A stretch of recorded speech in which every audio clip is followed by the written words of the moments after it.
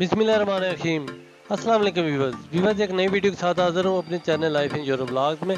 तो व्यूअर्स आज की जो मेरी वीडियो है, स्पेन के अंदर हर साल फेस्टा कार्निवल मनाया जाता है जिसमें बच्चे बड़े तमाम इसको सेलिब्रेट करते हैं। ख़ासतौर पर बच्चों की बात की जाए तो बच्चे मुख्तलिफ़ किस्म के कॉस्ट्यूम पहनकर स्कूलों में जाते हैं।